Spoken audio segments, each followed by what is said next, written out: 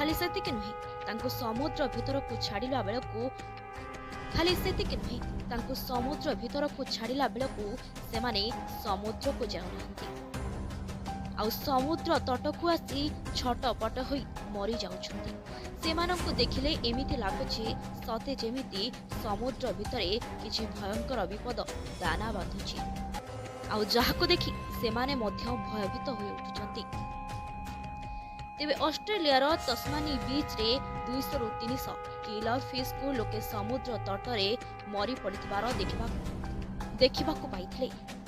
ଦିନକୁ ଦିନ ଏମିତି ଅଦ୍ଭୁତ ଘଟଣା ଘଟୁଥିବା ବେଳେ ସାମୁଦ୍ରିକ ଜୀବମାନଙ୍କର କୂଳକୁ ଆସିବା ସତେ ଯେମିତି ପୃଥିବୀ ଉପରକୁ ମାଡ଼ି ଆସୁଥିବା ବିପଦର ସଙ୍କେତ। ଯେତିକି ଯେତିକି ସମୟ ବଢ଼ୁଛି ସେତିକି ସେତିକି ବିପଦ ଭୟଙ୍କର ରୂପ ନେଉଛି। କିଏ କହୁଛି ପୃଥିବୀ ଧ୍ୱଂସ ହୋଇଯିବ, ତ ପୁଣି କିଏ କହୁଛି ମଣିଷ ଜାତି ପୁରା ଲୋପ ହୋଇଯିବ, ଯାହାକୁ ଶୁଣିଲା ବେଳକୁ ସତେ ଯେମିତି ପାଦ ତଳୁ ମାଟି ଖସି ଯାଉଛି। ତେବେ ପୃଥିବୀ ଉପରକୁ ମହାବିପଦ ମାଡ଼ି ଆସୁଛି ଲୋକେ କୁହାକୁହି ହେଉଥିବା ବେଳେ ସମୁଦ୍ର ଭିତରେ ଘଟୁଥିବା ଭୟଙ୍କର ଘଟଣା ସତେ ଯେମିତି ମହାପ୍ରଳୟର ଏକ ବଡ଼ ସଙ୍କେତ ଦେଉଛି। ତେବେ ଏହାରି ଭିତରେ ସମୁଦ୍ରର ଶହ ଶହ କୋଷ ତଳେ ରହୁଥିବା ଜୀବକୁ ମଣିଷ ସମାଜ ସତେ ଯେମିତି ଦେଖି ଭୟଭୀତ ହୋଇପଡ଼ୁଛି। ତେବେ ସମୁଦ୍ର ଭିତରେ କ'ଣ ହେଉଛି କେହି କିଛି ବୁଝି ପାରୁନଥିବା ବେଳେ ବିଭିନ୍ନ ଦେଶରେ ରୂପା ପରି ଚକ୍ ଚକ୍ କରୁଥିବା ଏକ ବିରଳ ପ୍ରଜାତିର ମାଛକୁ ଦେଖିବାକୁ ମିଳୁଛି।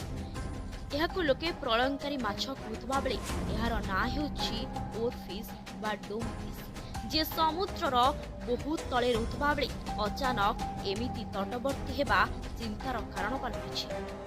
ତେବେ ପୂର୍ବରୁ ଏହି ମାଛ ଯେବେ ଦେଖାଯାଇଛି ସମୁଦ୍ର ଭୟଙ୍କର ରୂପ ନେଇଥିବା ଦେଖିବାକୁ ମିଳୁଛି, ଆଉ ମାନବ ସମାଜ ଖିନ୍ ଭିନ୍ ହୋଇଯାଇଛି। ଅନେକ ଥର ଏମିତି ହୋଇଥିବା ବେଳେ 2011ରେ ଜାପାନରେ ହୋଇଥିବା ସୁନାମି ପୂର୍ବରୁ ମଧ୍ୟ ଓରଫିସ୍କୁ ଜାପାନରେ ଦେଖିବାକୁ ମିଳିଥିଲା, ଆଉ ତାପରେ ପୁରା ଜାପାନ କାଗଜ ଭଳି ଭାସିଯାଇଥିଲା।